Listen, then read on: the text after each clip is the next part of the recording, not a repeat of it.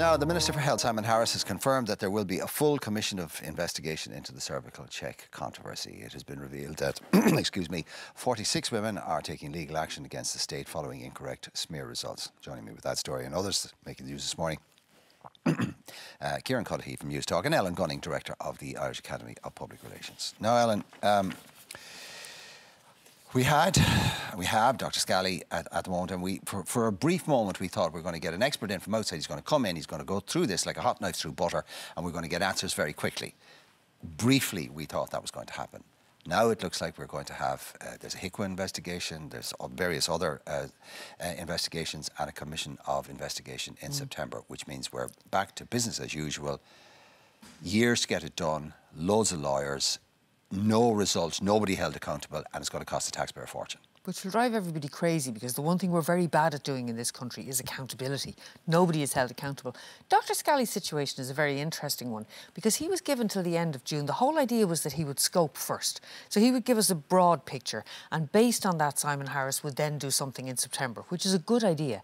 Except that Scally is saying that he's not getting the information that he's supposed to get, that the HSE isn't issuing the information in a format that they can use. This tickled me pink, that they actually scanned information that was originally available electronically because they couldn't find a way of making it traceable. Madness. It seems like people are actually slowing down his report, and if his report is slowed down... But is this not right to deny, delay, defend? This is the delaying tactic. And if they're allowed to do it, it slows him down, it slows down September, it moves everything much further away.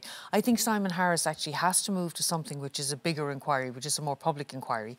But I think his first big challenge is to make sure that Dr. Scally gets everything he needs and has a realistic possibility of coming back with a decent scope at the end of June.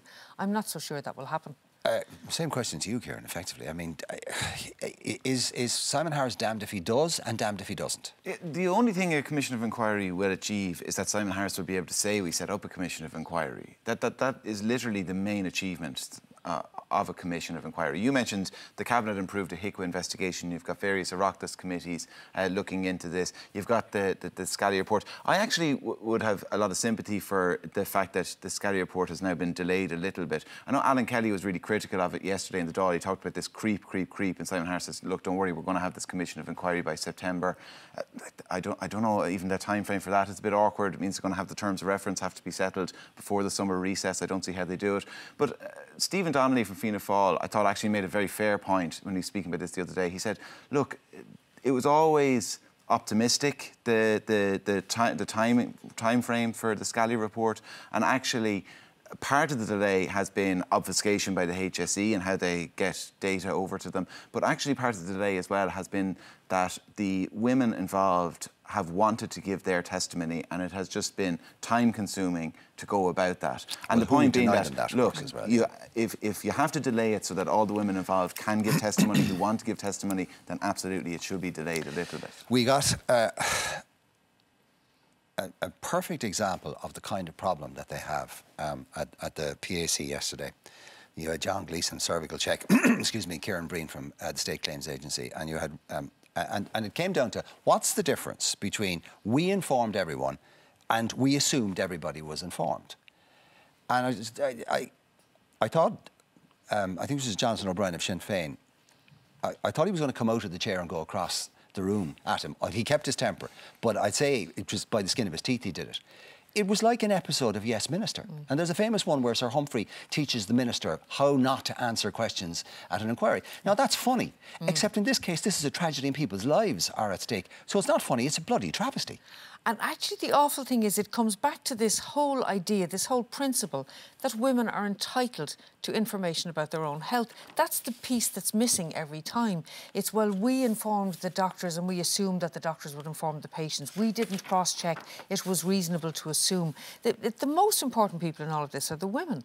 The principle, if the principle was established that women or men or people who undergo any kind of national health screening are entitled to the result, then we'd do away with all this kerfuffle. And it would be a case of the client, the person who has actually done the screening, has received the information. Kieran, it is extraordinary that given everything that's happened and given what's at stake here, people's lives, that senior public servants could go into an Oireachtas committee an answer and get involved in an argument over semantics? I mean, it kind of beggars belief. Do they not get what's going on? Yeah. I don't know, do they? I'm sure they do on a human level. But what you'll find, and what I'm sure will be the result of a commission of inquiry in 4 or 5 years' time, is that they'll talk about a culture, and that there's a culture of... So we talk about in medicine, defensive medicine, people talk about defensive administration as well within the HSE and within public sector bodies in general, defensive administration. And that's what this is an example of. Now, that will get amplified, as you suggested, before a commission of inquiry where people are lawyered up. Like, if that's how people obfuscate when they're answering questions on their own, you can imagine when they have senior and junior counsel and a team of solicitors alongside them. Oh, right. There's an old saying, be careful what you ask for. Minister for Housing, Owen Murphy, went to the CSO and said, look, we need a proper metric so we can actually calculate all of this. Not sure he was expecting what he got. And the CSO came back and said, yeah, here's the best, most efficient metric we can come up, and it makes a liar out of everything you've been saying. You have to feel sorry for the guy, because apparently the way new house bills had been calculated was that it was calculated on the basis of ESB connections. And it didn't matter whether it was ESB connections, ESB reconnections, connections for farm out buildings that weren't commercial. Just any time ESB plugged you in, that was counted as a house that was built. In fairness to him, he came along, Owen Murphy came along and said, I want to know what are the real numbers. And they came along with the real numbers, and now people are saying this is appalling, there are 30,000 houses less. I think it was a good thing. He's now established a solid basis. I think they're basing it on these new postal codes that you get and certificates of completion. So at least we now have a system that everybody can stand over. It's not what he was looking for, but it's better than what we had. And his defence will be, look, I'm not trying to hide anything here. We finally found it out, and look, it's awful. I'll try harder. But what's important about this, Kieran, is that this could be the very thing that precipitates an election. Why? Yeah, because Sinn Féin have a motion of, well, Sinn Féin potentially have a motion of no confidence that they're going to table in Owen Murphy. And I guess this is going to make it a little bit harder for them to back away from doing that. I know Lynn Boylan on TV3 just last night, I think, kind of suggested that, look, they hadn't confirmed it yet. But again, this is going to make it a little bit harder for them to reverse away. And then that puts Fianna Fáil in the headlights. What are they going to do? What's Micheál Martin going to do? Is he going to abstain? They have to support Owen Murphy, or they cannot collapse the government. As part of confidence and supply, As part of confidence and supply, that's what happens. So if he pulls and Owen Murphy falls, what happens? Oh, there's an election. By September? Oh, yeah, absolutely, yeah. Like, as in the time frame for a commission of inquiry that we've been talking about, out the window. Time frame for Brexit negotiations, now look, realistically pushed back to October, but out the window. Time frame for passing abortion legislation, out the window. Time frame for budget negotiations, out the window. All of that is gone. This is the worst time to have... People talked about it in December with the Francis Fitzgerald, what an awful time to have an election in the cold depths of winter. This is an awful time to have an election. There's a huge amount on the table. We don't need it, but it might happen.